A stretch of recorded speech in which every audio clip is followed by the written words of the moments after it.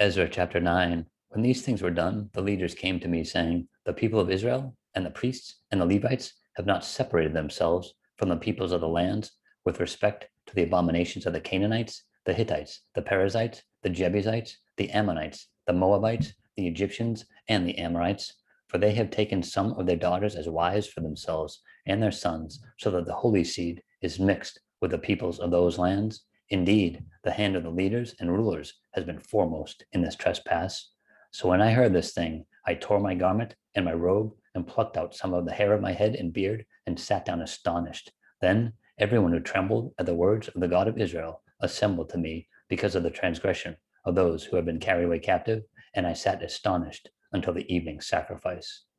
At the evening sacrifice, I arose from my fasting, and having torn my garment and my robe, I fell on my knees and spread out my hands to the Lord my God, and I said, O my God, I am too ashamed and humiliated to lift up my face to you, my God, for our iniquities have risen higher than our heads, and our guilt has grown up to the heavens. Since the days of our fathers, to this day, we have been very guilty, and for our iniquities, we, our kings, and our priests have been delivered into the hand of the kings of the lands, to the sword, to captivity, to plunder, and to humiliation, as it is this day. And now, for a little while, grace has been shown from the Lord our God to leave us a remnant to escape and to give us a peg in his holy place, that our God may enlighten our eyes and give us a measure of revival in our bondage, for we were slaves.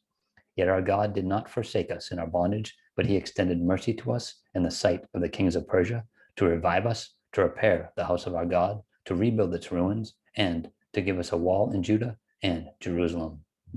And now, O our God, what shall we say after this? For we have forsaken your commandments, which you commanded by your servants the prophets, saying, the land which you are entering to possess is an unclean land, with the uncleanness of the peoples of the lands, with their abominations, which they have filled it from one end to another with their impurity. Now, therefore, do not give your daughters as wives for their sons, nor take their daughters to your sons, and never seek their peace or prosperity, that you may be strong and eat the good of the land, and leave it as an inheritance to your children forever. And after all that has come upon us for our evil deeds and for our great guilt, since you, our God, have punished us less than our iniquities deserve, and have given us such a deliverance as this, should we again break your commandments and join in marriage with the people committing these abominations? Would you not be angry with us until you had consumed us, so that there would be no remnant or survivor? O Lord God of Israel, you are righteous, for we are left as a remnant as it is this day. Here we are before you in our guilt,